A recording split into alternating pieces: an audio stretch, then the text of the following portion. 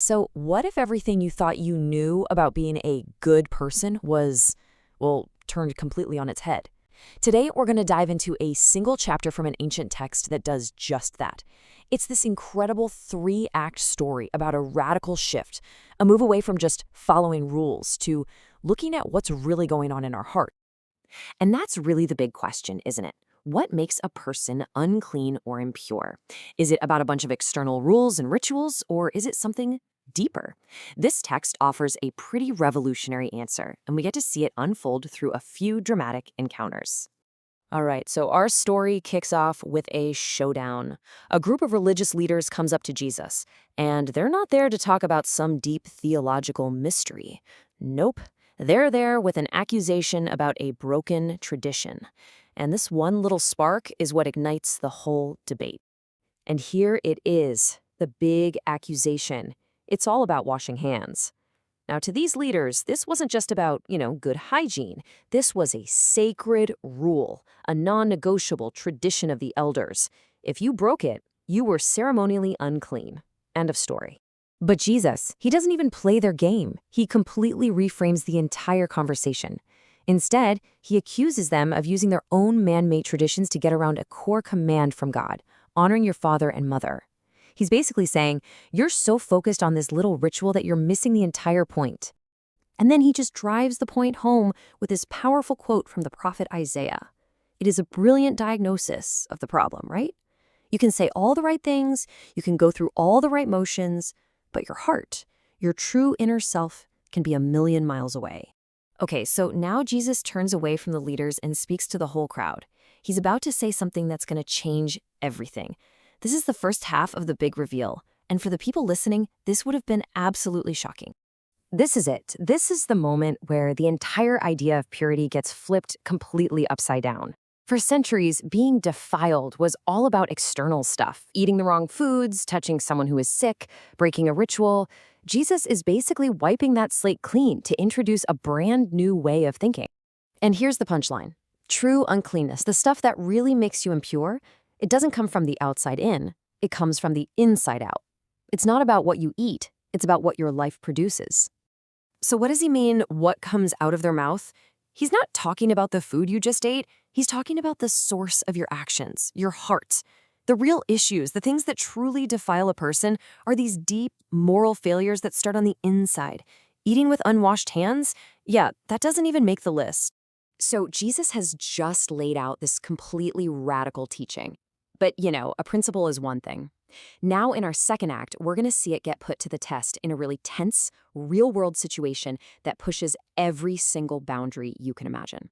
The scene totally shifts. Jesus is in foreign territory, and a local Canaanite woman comes up to him. Now, according to every social and religious rule of the day, she is an absolute outsider. She shouldn't be talking to him, and she definitely shouldn't be asking him for a miracle. And Jesus' first response, it's pretty shocking. He uses a common and pretty nasty term for non-Jews, dogs. And it sounds like he's just shutting her down, reinforcing the very boundaries he just seemed to tear down. But her response is just stunning. She doesn't argue, she doesn't get offended. She accepts the label, but then cleverly turns his own metaphor right back on him. She's basically saying, fine, I'll be a dog, but even the dogs get the scraps. It's brilliant. And this is the whole point. Jesus praises her for her great faith. It wasn't about her ethnicity, her gender, her social status, all that external stuff. It was the quality of her heart, her faith, that mattered. This one encounter proves the principle from Act 1. What's inside trumps what's outside every single time. So, we've seen the principle defined, and we've seen it tested one-on-one. Now, in our third and final act, we get to see it demonstrated for thousands of people, all driven by that same internal focus that Jesus has been talking about all along. So picture this, a huge crowd on a mountainside. They've been with Jesus for 3 whole days. And the motivation for what happens next isn't some challenge or a debate. It's a simple, powerful emotion that comes straight from the heart, compassion. He just sees their need, and it moves him. But the problem they're facing is huge. I mean, you've got a massive, hungry crowd in the middle of nowhere. And what are their resources? Just 7 loaves of bread and a few small fish. The external reality looks totally hopeless. And yet, that internal feeling of compassion sparks an incredible external miracle. From just those 7 loaves, 4,000 men get fed, and that's not even counting all the women and children who were there. Provision just flows out on a scale that makes no logical sense. And you gotta love the beautiful symmetry here. We started with 7 loaves, a number that just screams scarcity. We end with 7 baskets full of leftovers, a symbol of just overwhelming abundance. The compassion that came from the heart didn't just mate the need, it overflowed.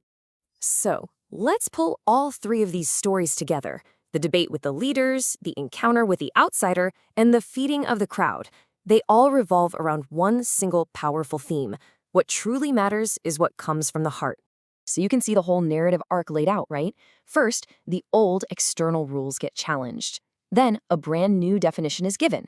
True purity is internal.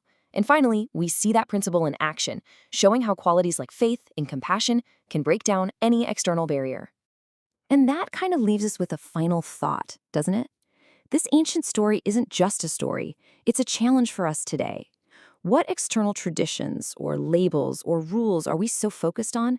And could they actually be blinding us to the things that truly come from the heart?